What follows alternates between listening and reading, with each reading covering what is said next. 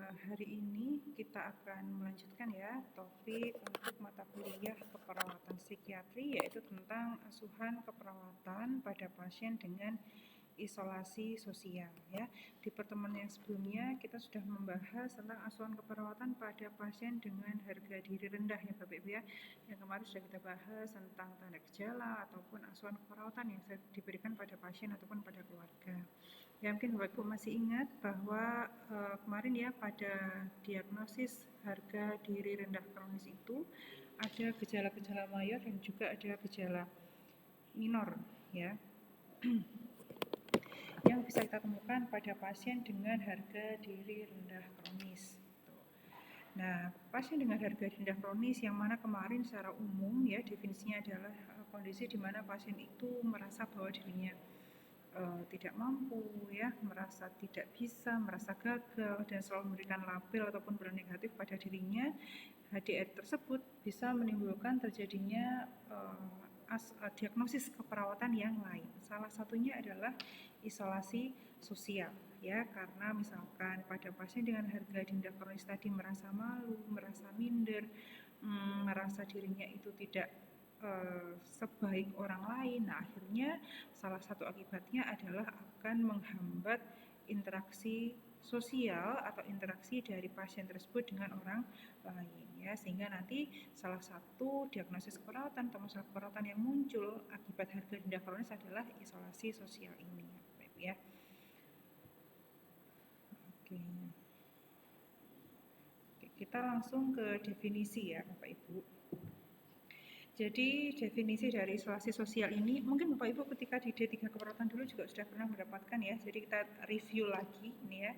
Jadi isolasi sosial itu merupakan keadaan di mana seseorang atau individu itu mengalami penurunan atau bahkan sama sekali tidak mampu berinteraksi dengan orang lain. Sudah jelas sesuai dengan namanya ya Bapak Ibu ya.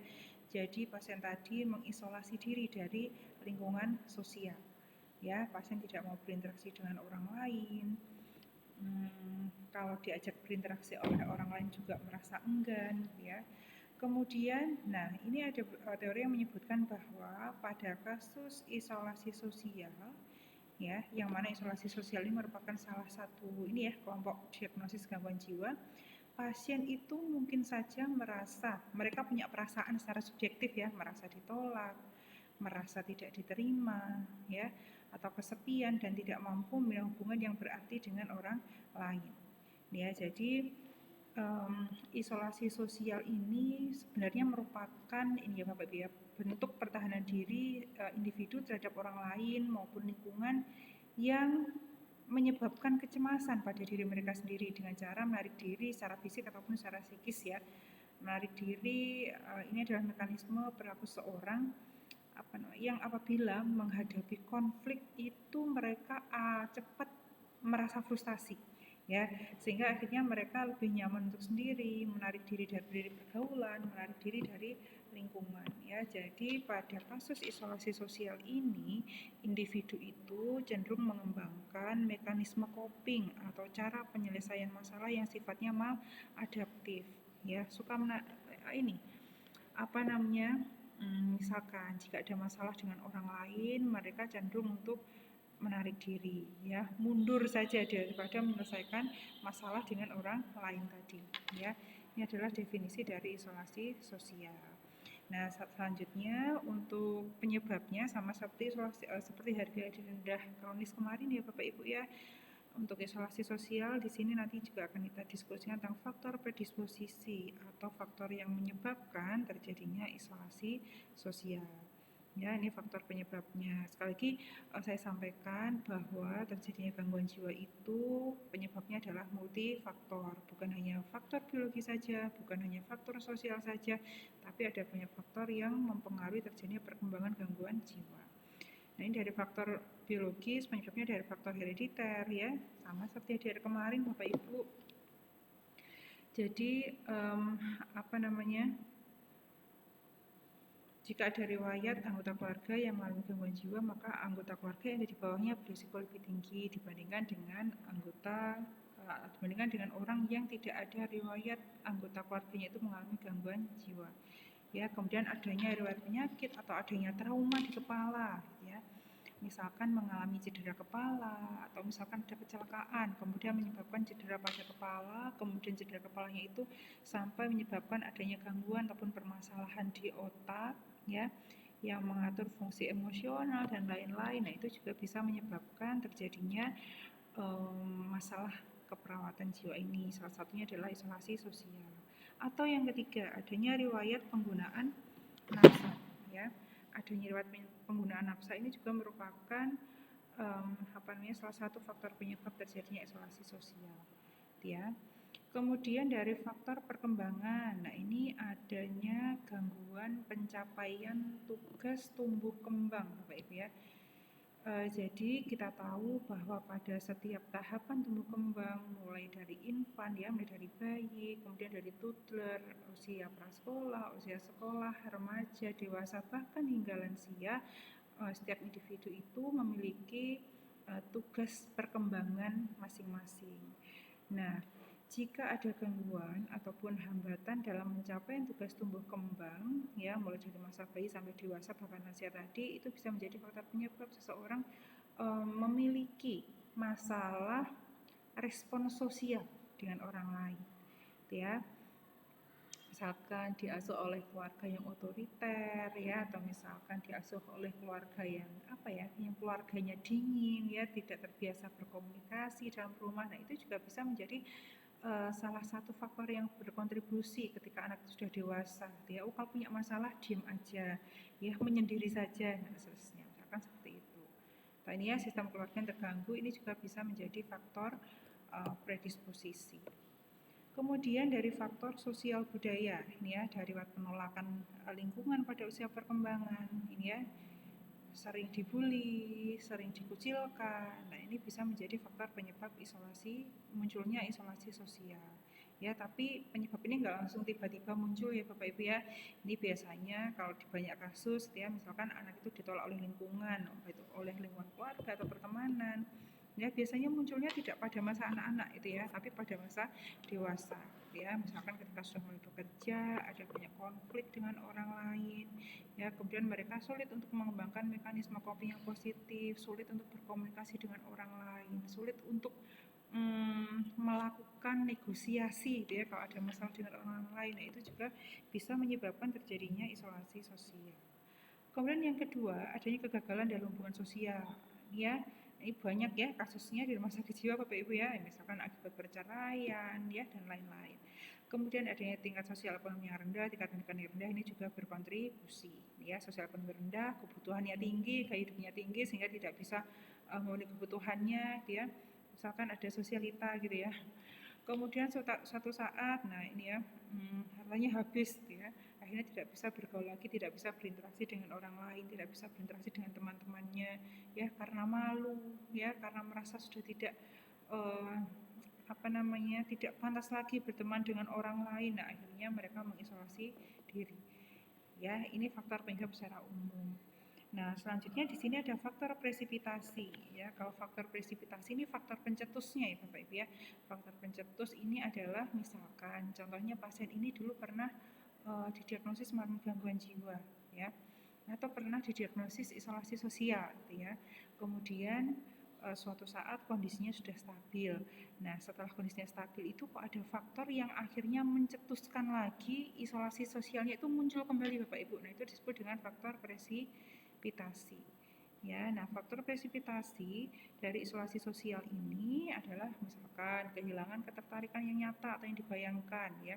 Maksud dari poin yang pertama ini misalkan adalah biasanya klien dengan isolasi sosial itu membayangkan nanti kalau misalkan saya bergaul dengan orang lain, kalau saya bertemu dengan orang lain, kalau saya berinteraksi dengan orang lain, jangan-jangan nanti saya disalahkan, jangan-jangan nanti saya diejek, ya. Nah, itu adalah faktor yang menyebabkan kehilangan ketertarikan untuk berinteraksi dengan orang lain.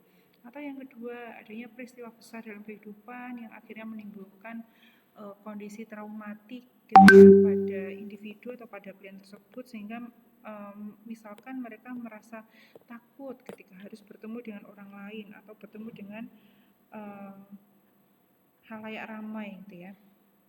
Kemudian yang ketiga, ini ya, adanya ketegangan peran ya.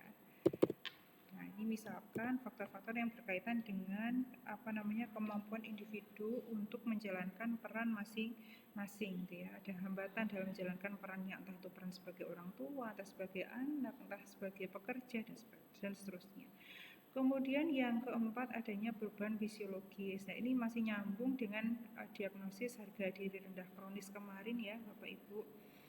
Ketika pasien merasa misalkan pasien dengan penyakit kronis, pasien dengan penyakit komplikasi ya, misalkan pasien dengan kemoterapi gitu ya, badannya semakin kurus, kulitnya kering, rambutnya rontok, badannya tidak sebagus yang dulu gitu ya, akhirnya pasien merasa minder ya, ada harga rendah kronis. Nah, nyambungnya akibatnya adalah pasien itu merasa malu ketika harus bertemu atau berinteraksi dengan orang lain ya. Nah, ini perubahan-perubahan fisiologis juga bisa menjadi faktor presipitasi munculnya isolasi sosial ya.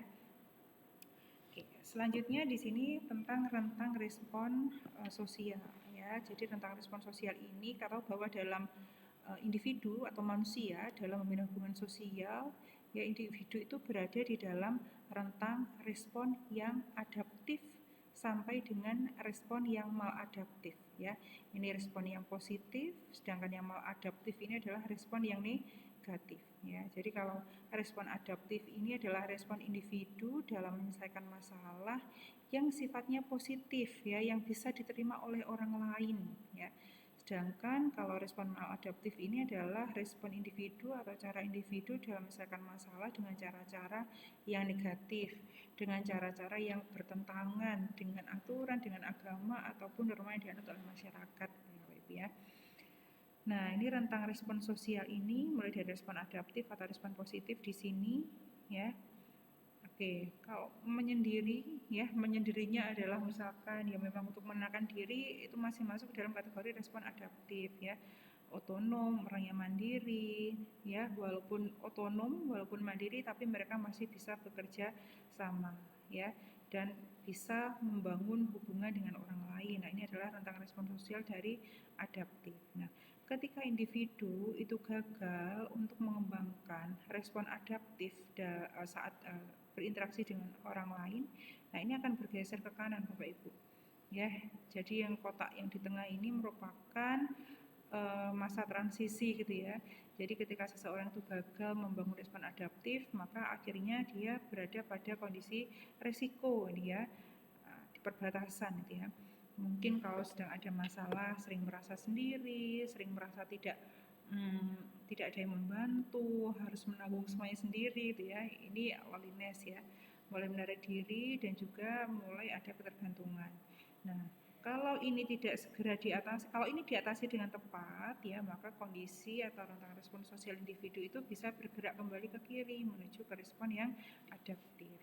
Tapi ketika kondisi di perbatasan atau risiko ini tadi tidak diatasi, maka individu itu akan mengembangkan respon yang maladaptif ya, mulai dari manipulasi, impulsif ataupun mungkin narsisistik ya. Nah, ini jenisnya macam-macam, yang saya tunjukkan di kolom ini hanya contoh saja ya Bapak Ibu ya. Jadi ini menunjukkan rentang respon sosial atau kemampuan individu dalam membangun relasi atau berinteraksi dengan orang lain ya. Nah, ini ya penjelasannya tadi Bapak Ibu ya, menyendiri respon dilakukan individu untuk merenungkan apa yang terjadi atau yang telah dilakukan dan satu cara untuk mengevaluasi diri. Jadi menyendiri ini bukan berarti mengisolasi diri, bukan ya Bapak Ibu ya, tapi kita mengambil jeda gitu ya. Yang saya lakukan tadi salah atau benar, mengevaluasi diri gitu ya. Kemudian otonom, nah mandiri ya, mampu kerjasama, dan nah ini ya interdependent. Nah, ini yang sifatnya masih adaptif tadi. Kemudian yang ada di tengah-tengah atau yang berada di dalam kategori risiko tadi ya, loneliness, merasa sendiri ya, mulai menarik diri dan adanya ketergantungan atau dependent dengan orang lain. Ini merupakan kondisi yang terjadi bila seorang gagal mengembangkan rasa percaya diri ya, atau kemampuannya untuk berfungsi ya. Jadi karena isolasi sosial ini masih ada erat kaitannya dengan harga diri rendah kronis ya, di mana orang dengan dari HDR tadi kan selalu memberikan label ataupun penilaian negatif ya Bapak Ibu ya pada diri mereka sendiri. Nah, akhirnya kalau tidak diatasi akan bisa lanjut ke isolasi sosial. Nah, ini saja yang paling kanan tadi ya, ada respon sosial yang maladaptif, ada manipulasi ya. Ini merupakan gangguan hubungan sosial di mana individu memperlakukan orang lain sebagai objek dan hubungannya terpusat pada masalah mengendalikan orang lain ya. Ya, manipulasi ya, intinya mengendalikan orang lain, kemudian ada yang impulsif, ini ya, merupakan respon sosial yang ditandai dengan individu sebagai subjek yang tidak dapat diduga. Ini kalau orang impulsif ini tidak bisa diperkirakan perilakunya, kemudian atau narsis, narsisistik, narsisme ini saya rasa sudah jelas Bapak Ibu ya, adanya kondisi di mana individu terus-menerus berusaha ini ya, atau mereka itu memiliki keinginan yang kuat untuk mendapatkan penghargaan, untuk mendapatkan pujian dari orang lain. Nah, ini adalah contoh tentang respon sosial. Ya. Kemudian selanjutnya, nah ini adalah beberapa pertanyaan dalam mengkaji masalah sosialisasi pada pasien. Atau ini adalah beberapa pertanyaan atau ini ya, pertanyaan penting, poin pertanyaan penting yang perlu kita tanyakan kepada pasien dengan diagnosis isolasi sosial. Ya. Ini yang pertama, ya, bagaimana perasaan atau apa yang dirasakan oleh klien ketika berinteraksi dengan orang lain, ya. Kebanyakan pada pasien atau kasus isolasi sosial, pasien itu menjelaskan atau mengungkapkan, ya, bahwa pasien itu lebih nyaman sendiri, ya, pasien lebih enak sendiri, atau pasien menceritakan bahwa kalau bertemu dengan orang lain, kalau ngobrol dengan orang lain, pasien justru merasa tidak suka, pasien justru merasa tidak tenang, pasien justru merasa takut gitu ya. Nah, ini berarti ini yang harus kita identifikasi apa yang dirasakan oleh pasien ketika pasien itu diminta untuk berinteraksi dengan orang lain, ya.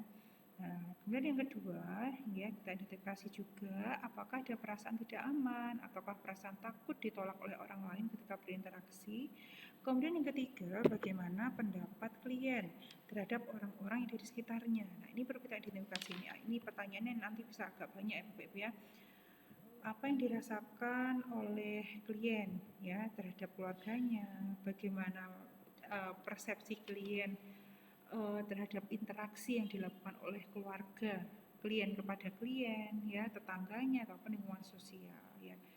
Apakah lingkungan keluarga, tetangga, atau lingkungan sosial yang lainnya itu membuat klien tidak nyaman? Kalau misalkan klien itu merasa tidak nyaman, penyebabnya karena apa, ya? Baik itu dari keluarga, tetangga, atau lingkungan sosial yang lain, itu juga perlu kita identifikasi.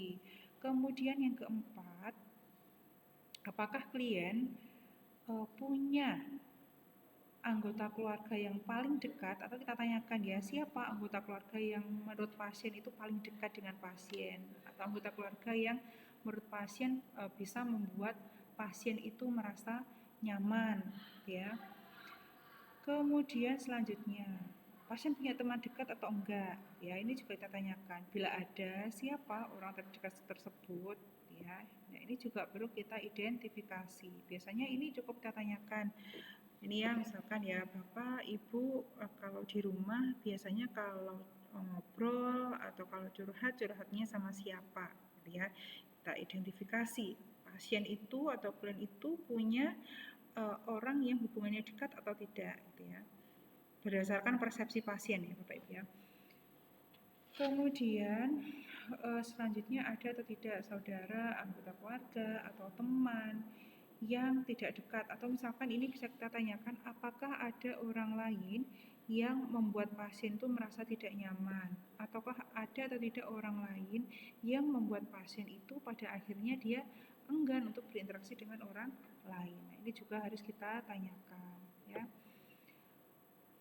Oke, nah ini ya penjelasannya ya nomor 5 dan nomor 6. Nah, ini adalah pertanyaan penting yang perlu kita identifikasi, perlu kita gali ketika kita melakukan pengajian pada pasien yang menunjukkan tanda gejala isolasi sosial. Ya. Oke, nah ini selanjutnya tanda gejala dari isolasi sosial ini apa saja? Ini ada tanda gejala mayor dan juga ada tanda gejala minor ya. Ini bisa dicek di SDKI juga Bapak Ibu ya. Kalau tanda gejala mayor yang subjektif, ini misalkan kalian merasa ingin sendiri. Tadi ya misalkan secara verbal pasien mengungkapkan atau pasien menyampaikan bahwa pasien atau saya lebih enak sendiri, saya lebih tenang kalau sendiri, saya lebih merasa tenang kalau saya nggak punya teman misalkan. Ya, itu sudah tanda gejala mayor subjektif untuk isolasi sosial, merasa ingin sendiri. Kemudian pasien juga mengatakan bahwa mereka merasa tidak nyaman atau merasa tidak aman kalau ada di tempat umum, kalau ada di tempat yang dimana di sana itu banyak orang, gitu ya. Kemudian yang ketiga, merasa ditolak oleh orang lain. Nah, ini misalkan pasien mengatakan bahwa ini ya, kalau saya oke, biasanya kalau pasien di rumah sakit jiwa misalkan ada di ruang makan, itu kan banyak pasien makan bersama-sama, Bapak Ibu ya. Pasien mengatakan bahwa misalkan pas sarapan tadi nggak ada teman yang mau dekat dengan saya, nggak ada teman yang ngajak ngobrol saya, ya. Jadi ada perasaan ditolak, gitu ya. Tapi itu hanya dipersepsikan oleh pasien. Nah, ini adalah tanda gejala mayor subjektif, ya. Namun poin yang pertama dan poin yang kedua ini sudah cukup jelas, Bapak ya. Ketika pasien itu berulang kali mengatakan saya tidak merasa nyaman kalau ada di tempat yang ramai, saya nggak suka kalau punya teman, saya lebih senang sendiri, itu sudah merupakan termasuk tanda gejala mayor subjektif untuk isolasi sosial. Sedangkan tanda gejala mayor objektifnya adalah pasien menarik diri, ya. Maksudnya ini kalau ada kegiatan yang harus dilakukan bersama-sama, pasien menolak, ya. Nah, ini ya, pasien tidak berminat atau menolak berinteraksi dengan orang lain. Nah, ini adalah tanda gejala mayor untuk isolasi sosial. Ya. Kemudian selanjutnya di sini ada tanda gejala minor. Tanda gejala minor di sini juga ada tanda gejala subjektif dan juga ada tanda gejala objektif, ya. Tanda gejala subjektifnya apa saja? Nah, ini ya, secara verbal pasien mengungkapkan bahwa pasien itu merasa berbeda dengan orang lain. Nah, ini juga masih hampir mirip dengan tanda gejala pada pasien harga rendah kronis, ya Bapak Ibu ya.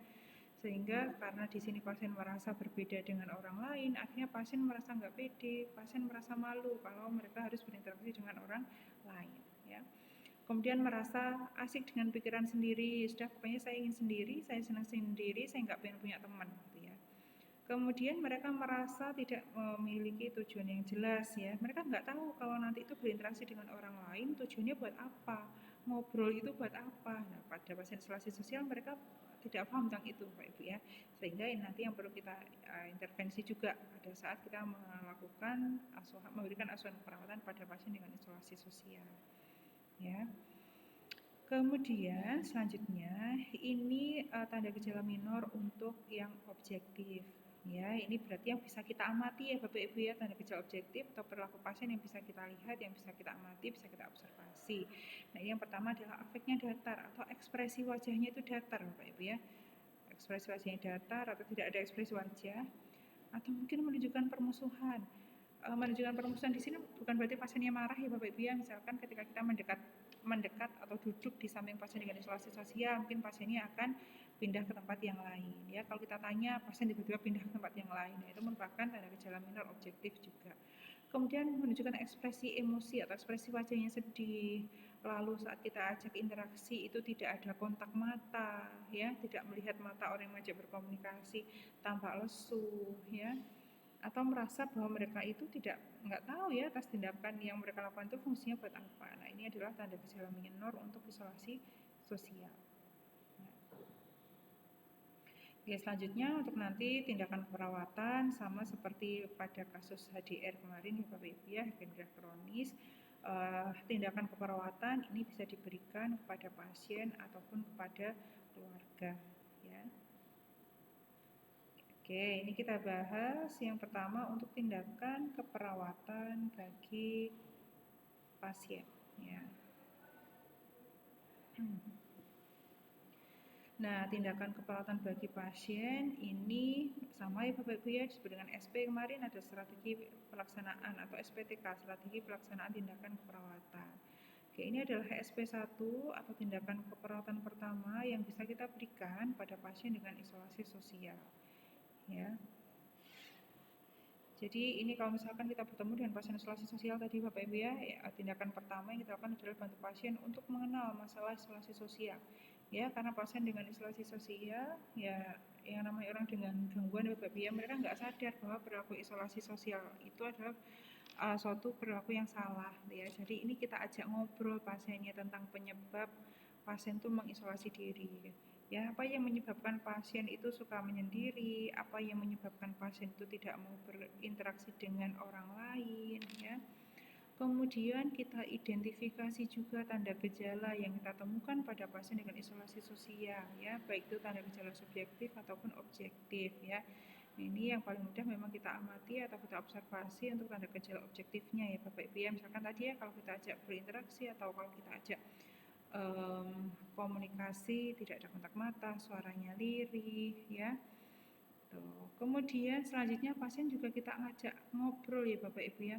Manfaat bersosialisasi itu apa? Manfaat kalau kita mau ngobrol dengan orang lain, manfaat kalau kita punya teman, itu apa saja? Ya kita identifikasi misalkan ibu tahu atau tidak kira-kira manfaatnya apa kalau ibu punya teman, kalau ibu punya ini ya teman yang bisa diajak ngobrol. Nah itu kita gali, kita identifikasi.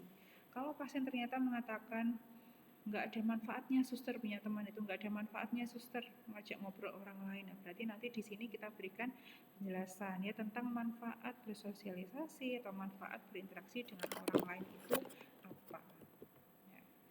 Kemudian selanjutnya, nah di sini ini ya kita identifikasi juga, kita tanyakan kepada pasien kerugian kalau tidak berinteraksi dengan orang lain. Ini biasanya pasien akan menjawab, nggak ada ruginya tuh kalau saya nggak punya teman, nggak ada ruginya tuh kalau saya nggak mau ngobrol dengan orang lain. Nah, ini kita jelaskan ya Bapak Ibu ya, kita identifikasi kerugian kalau tidak punya teman, kerugian kalau tidak mau berinteraksi dengan orang lain ya. Oke, ini yang kita lakukan di SP 1. Bentar ya Bapak Ibu ya.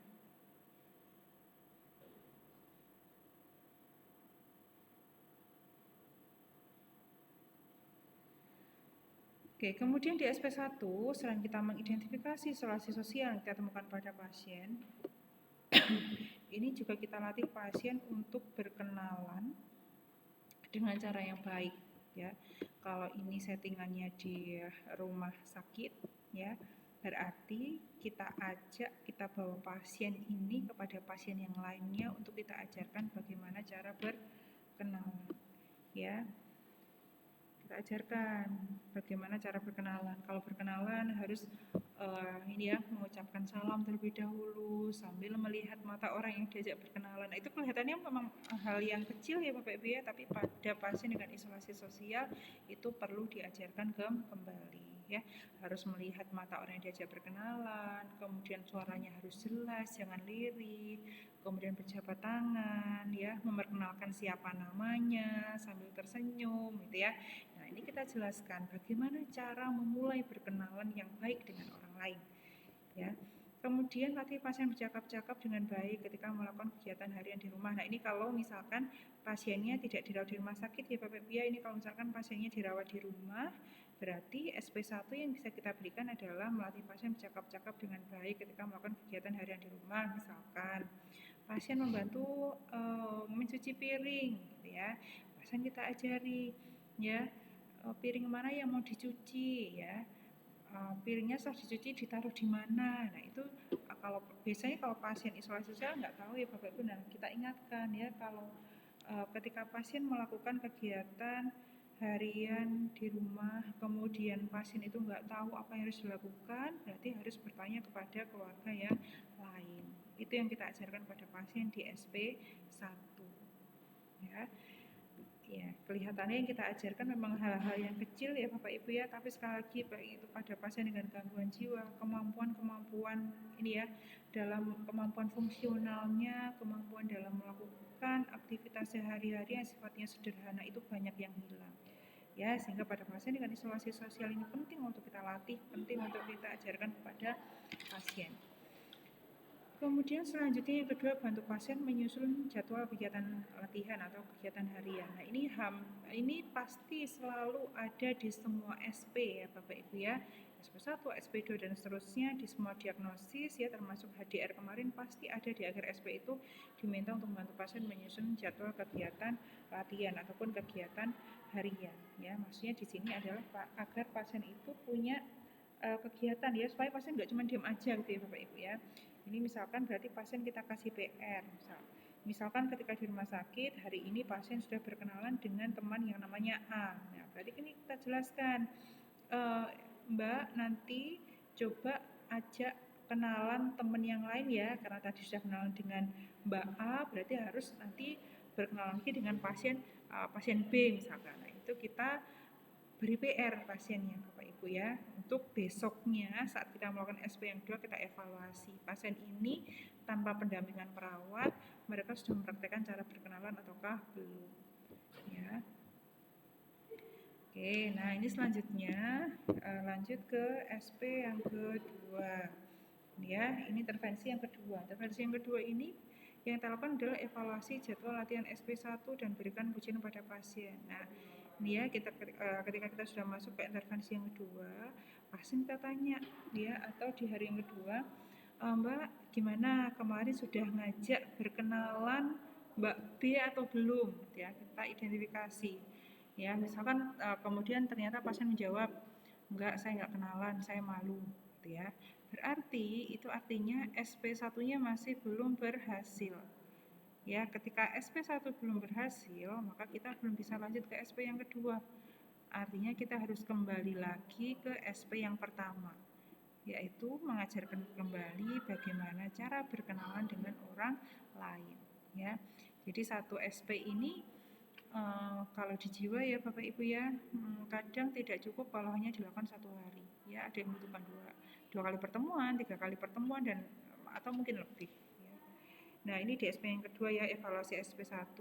Kemudian yang selanjutnya adalah latih pasien berinteraksi saat melakukan kegiatan dengan 2 orang di rumah sakit. Nah kalau di SP1 tadi hanya berkenalan dengan 1 orang ya Bapak Ibu, kalau di SP2 jumlah orangnya yang ditambah.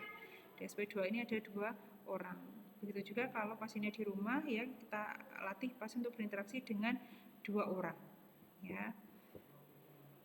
Kemudian bantu pasien menyusun jadwal kegiatan latihan ya. Lalu lanjut ke SP3. Di SP3 ini juga kita evaluasi dulu SP1-nya pasien masih ingat atau enggak. Jadi ini juga perlu kita evaluasi, masih ingat atau enggak Mbak bagaimana cara berkenalan dengan orang lain ya. Kemudian SP2 juga kita evaluasi dan jangan lupa untuk memberikan pujian ya Bapak Ibu ya, supaya pasien itu kembali merasa percaya diri, supaya pasien itu merasa yakin ya bahwa mereka itu mampu ya, bahwa tidak ada yang menolak mereka. Kemudian di SP3 ini yang kita ajarkan adalah latih pasien berinteraksi saat melakukan kegiatan dengan 3-4 orang. Nah ini juga sama Bapak Ibu ya, ini kan berarti jenis kegiatannya bisa diatur oleh perawatnya ya. Ini misalkan klien diminta untuk membersihkan ruangan bersama-sama dengan 3 atau 4 pasien yang lainnya, mereka diminta untuk bisa bekerja sama. Nah ini yang kita dampingi, ini yang kita latih saat melakukan kegiatan secara berkelompok itu.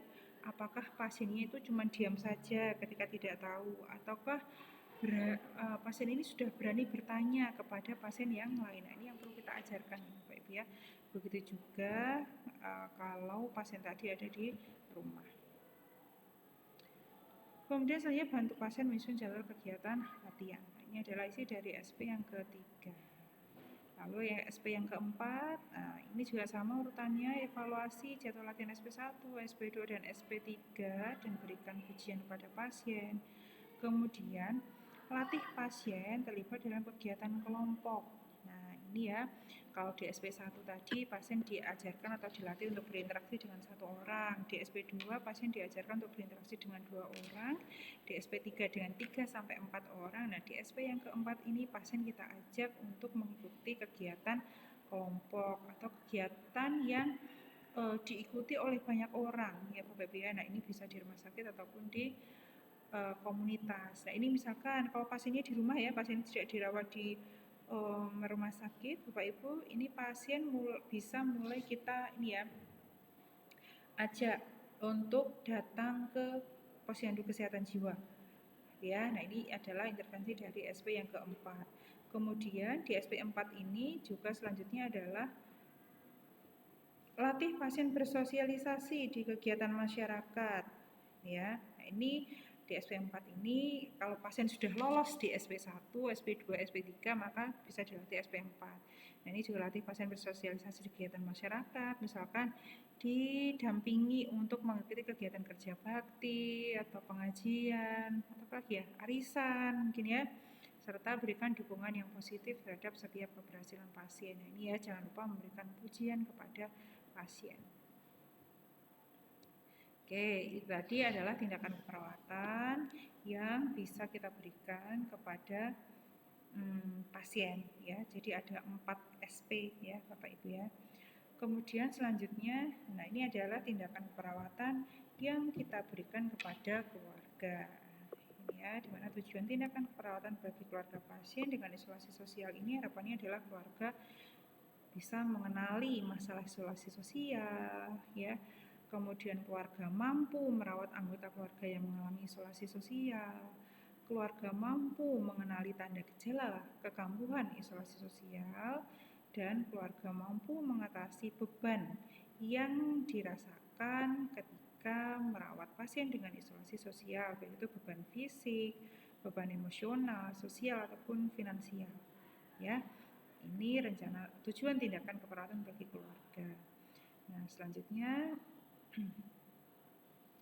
ya, ini tindakan keperawatan bagi keluarga yang merawat pasien dengan isolasi sosial.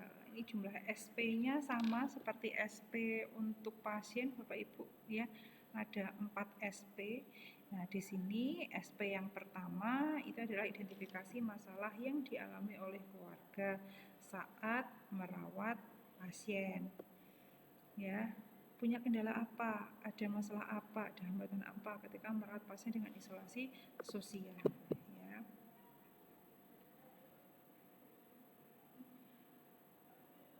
Kemudian selanjutnya yang kedua, berikan edukasi pada keluarga tentang penyebab ya, penyebab terjadinya isolasi sosial itu apa saja.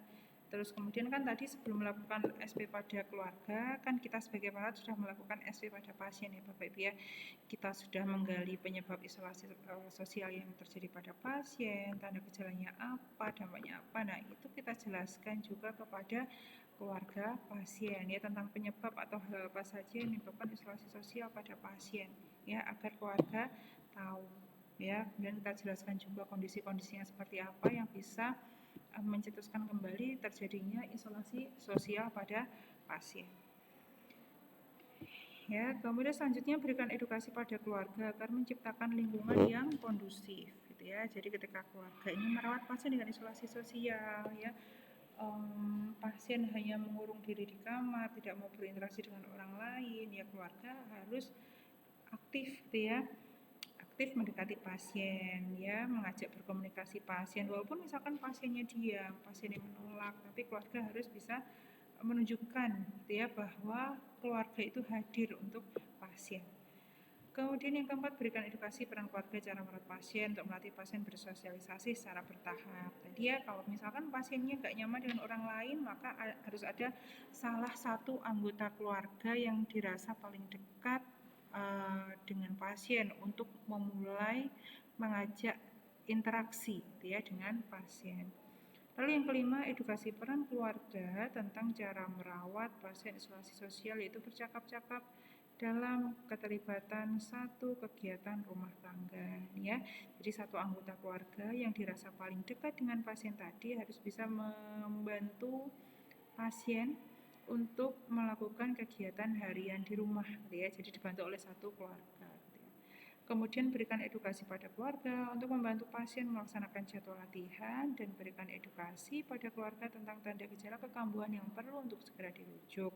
Nah, pada kasus isolasi sosial, kondisi yang perlu segera dirujuk itu misalnya adalah ketika pasien sudah mengurung diri di kamar, tidak keluar sama sekali ya, tidak mau makan, tidak mau minum, ya itu akhirnya bisa menyebabkan kondisi yang berbahaya gitu ya. Pasien bisa kelaparan, bisa dehidrasi. Nah, itu merupakan kondisi yang perlu untuk segera ditangani sehingga pasien harus segera dirujuk. Ya, ini adalah isi SP1. Kemudian SP2 untuk keluarga adalah evaluasi hasil kegiatan SP1 dan berikan pujian pada keluarga. Itu ya, kalau di SP pasien tadi kita berikan pujian kepada pasien, kalau di SP keluarga juga sama, kita berikan pujian gitu ya, bahwa keluarga itu sudah luar biasa, sudah hebat itu ya, sudah berlapang hati bisa merawat pasien dengan isolasi sosial. Ya, kemudian yang kedua, latih keluarga untuk membantu bercakap-cakap dalam keterlibatan dua kegiatan rumah tangga. Ya, sama ini ya, tapi frekuensi kegiatan ditambah, orangnya ditambah.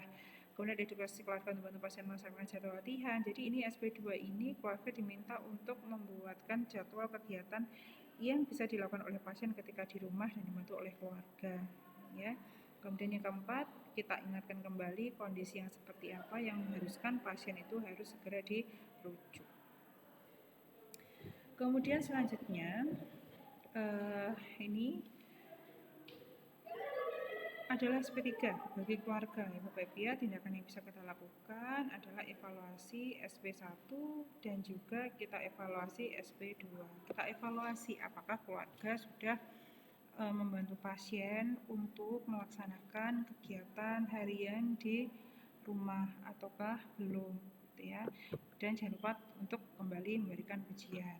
Lalu di SP3 ini kita latih keluarga untuk memberikan kesempatan melakukan kegiatan rumah tangga yang melibatkan orang lain. Nah ini ya. Nah ini contohnya adalah keluarga memfasilitasi atau membantu ya. Membantu klien yang mendampingi, misalkan pasien tadi kita diminta oleh keluarga berbelanja ke warung terdekat ya, atau misalkan keluarga meminta pasien untuk mengantarkan makanan ke tetangga. Nah, ini adalah salah satu contoh intervensi di SP3 bagi keluarga ya Bapak Ibu. Jadi keluarga harus tahu ini ya. Dan itu perlu kita sampaikan, perlu kita edukasikan kepada keluarga. Kemudian, nah ini ya, edukasi keluarga untuk membantu pasien melaksanakan jadwal latihan dan kita ingatkan kembali kondisi yang seperti apa yang harus kondisi di mana pasien itu harus segera dirujuk. Ya, kemudian di SP yang keempat, tindakan keperawatan bagi keluarga yang bisa dilakukan adalah evaluasi hasil SP1, SP2, SP3 serta berikan pujian pada keluarga. Lalu latih keluarga untuk melakukan kegiatan bersosialisasi di dalam kelompok.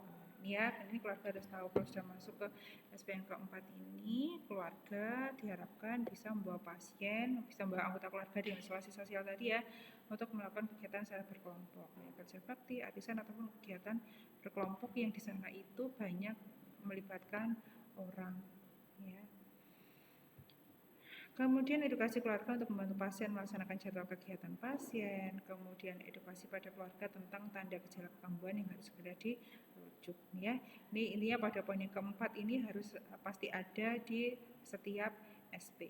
Nah ini adalah 4 SP SP keluarga yang bisa kita berikan pada anggota keluarga yang merawat pasien dengan isolasi sosial. Nah, ini ya sama Bapak Ibu urut-urutannya kalau kita memberikan asuhan keperawatan. Ya, setelah kita lakukan tindakan perawatan tadi ya. Nah, ini kemarin saya contohkan di dalam HDR Bapak Ibu ya, atau strategi komunikasi atau langkah-langkah komunikasi yang kita lakukan saat melakukan tindakan perawatan itu pasti melalui 3 fase ini, ada fase orientasi, fase kerja dan juga fase terminasi. Fase orientasi ini yang kemarin Bapak Ibu ya, kita mengucapkan salam terapeutik, melakukan evaluasi validasi, menanyakan bagaimana kabarnya pasien hari ini, bagaimana tidurnya semalam, bisa istirahat atau enggak ya. Kemudian kalau fase kerja ini ya berarti isi dari SP. Jadi misalkan hari ini saya akan melakukan SP1 untuk pasien. Berarti di fase kerja ini adalah saya mengucapkan kalimat yang tujuannya adalah untuk melakukan SP1 tadi. Ya, mengajarkan cara berkenalan dengan orang lain, mengajarkan cara bercakap-cakap dengan satu orang lain, ya. Kemudian setelah saya melakukan SP1, maka selanjutnya akan diikuti dengan fase terminasi. Ya. Fase terminasi ini ya berarti kita melakukan terminasi ya, mengakhiri interaksi dengan pasien. Fase terminasi ini isinya kemarin ada evaluasi subjektif ya, kita tanyakan kembali. Tadi masih ingat ya bagaimana cara berkenalan dengan orang lain ya, itu kita tanyakan ya. Kemudian kalau misalkan pasien menjawab, saya masih ingat suster ya, kemudian kita lakukan lagi evaluasi objektif di fase terminasi ini. Nah, evaluasi objektif ini isinya apa? Misalkan Parat menyampaikan, wah luar biasa ya Mbak masih ingat dengan bagaimana cara berkenalan yang baik dengan orang lain. Coba sekarang Mbak praktekkan lagi, kalau mau berkenalan dengan orang lain caranya bagaimana? Nah, itu evaluasi objektif ya. Kita cek lagi sebelum kita melakukan terminasi interaksi, kita pastikan bahwa pasien itu masih ingat dengan apa yang sudah kita ajarkan di fase kerja ya. Kemudian di fase terminasi selain ada evaluasi subjektif, ada evaluasi objektif, kemudian selanjutnya ada rencana tindak lanjut ya. Pas ini kita kasih PR tadi Bapak Ibu ya.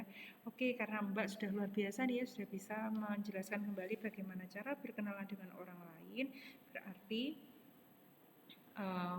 mulai hari ini atau besok Mbak harus bisa berkenalan sendiri dengan teman-teman yang ada di ruangan yang belum Mbak kenal namanya ya. Kita kasih PR ya, biar pasien ini nggak lupa ya Bapak Ibu ya. Semakin sering dilatih, maka pasien akan semakin terbiasa berinteraksi dengan orang lain. Kemudian selanjutnya di fase terminasi ini selain ada rencana tindak lanjut juga ada kontrak ya. Kita janjian lagi untuk pertemuan yang selanjutnya. Misalkan hari ini saya masih melakukan SP 1 ya Bapak Ibu ya. Hari ini saya masih melakukan SP 1, berarti saya kan masih harus ketemu lagi dengan pasien untuk melakukan intervensi yang selanjutnya. Nah, itu kita janjian juga di sini. Ya. Oke, nah hari ini Mbak sudah luar biasa sekali ya, sudah bisa mempraktekkan cara berkenalan dengan orang lain. Nah, besok kita ketemu lagi ya untuk kita latihan lagi bercakap-cakap dengan teman yang jumlahnya lebih dari 1 orang ya. Mau ketemu di mana? Kalau besok jam 9 bagaimana? Nah, itu kita jelaskan ya. Jadi untuk pertemuan yang selanjutnya mau ketemu di mana, berapa lama, tujuannya untuk apa, itu harus kita sampaikan kepada pasien ya, harus jelas ya, walaupun ini pasiennya konteksnya gangguan jiwa Bapak Ibu ya, tapi harus jelas kalau mau janjian lagi, kalau mau ketemuan dengan pasien ya. Oke, setelah kita melakukan implementasi, jangan lupa untuk mendokumentasikan hasil tindakan perawatan serta hasil evaluasi ya dari tindakan perawatan yang sudah kita lakukan tadi. Oke, mungkin dari sini ada yang ingin didiskusikan Bapak Ibu untuk asuhan